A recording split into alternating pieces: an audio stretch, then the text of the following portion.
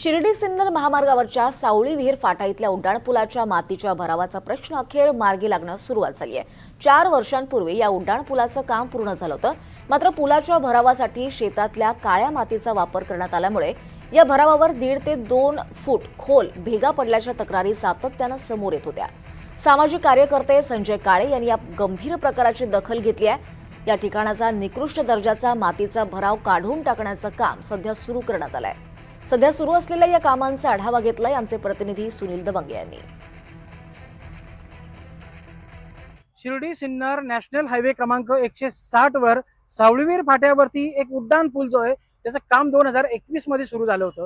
वर्षभरा म्हणजे 2022च्या दरम्यान याचं एकतर्फा काम जे होतं कोपरगाववरून शिर्डीच्या दिशेने जाणारा जो भराव टाकलेला होता त्याचं एकतर्फा काम जे होतं ते पूर्ण झालं होतं। मात्र यात अनेक त्रुटी ज्या आहेत त्या राहिल्याचं या ठिकाणी म्हटलं जात आहे। आपण जर बघितलं तर हा जो पूल होता याचं एकतर्फा काम पूर्ण झाले। पुलाचा कॉन्क्रीटचा भाग जो आहे त्याच्यावरती पतदिवे लावण्यात आलेले होते, त्याचबरोबर काळे पांढरे पट्टे असतील किंवा एकतर्फा जी वाहतूक होती किंवा या ठिकाणचा जो काही भराव होता तो पूर्ण झालेला होता।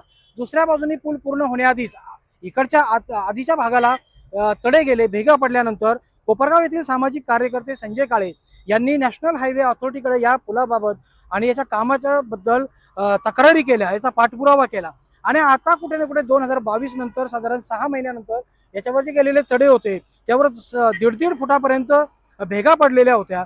त्यानंतर आता जे आहे ते या ठिकाणचा भराव काढण्याचं काम सुरू झालेलं आहे। मॉन्टे कार्लो गुजरातची ही जी कंपनी होती तिला हे काम दिल्याचं सांगितलं जात आहे। 18 कोटी रुपये आतापर्यंतचा खर्च या पुलासाठी झालेला आहे।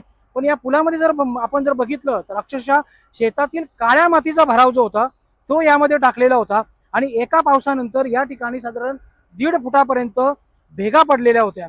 म्हणजे अतिशय रहदारीच्या असलेल्या भागावर आणि नेहमीच या ठिकाणाहून शिर्डी असेल किंवा या ठिकाणचं मनमाड असेल, नगर असेल, नाशिक असेल अशा ठिकाणी जी वाहतूक होती ती अत्यंत जड आणि हलकी वाहतूक देखील या ठिकाणी रहदारीचा भाग म्हणून या रस्त्याकडे बघितलं जातं।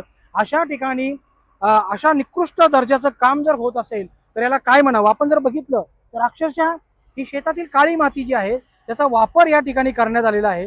म्हणजे या ठिकाणी खरं तर मुरुम किंवा खडी टाकणं गरजेचं होतं, मात्र शेतातील काळी माती या ठिकाणी टाकण्यात आली आहे। आता हा जो काळ्या मातीचा भराव जो आहे तो काढण्याचं काम इथं युद्ध पातळीवर सुरू झालं आहे। दिवस रात्र जे वाहनं आहेत या ठिकाणाहून हे खोदकाम करताना या ठिकाणी पाहायला मिळत आहे। सामाजिक कार्यकर्ते संजय काळे यांनी तक्रारी केल्यानंतर कुठे ना कुठे आता नॅशनल हायवे अथॉरिटीला जाग आली आणि त्यांनी या काम दुरुस्तीचं काम जे आहे ते सुरू केलं आहे।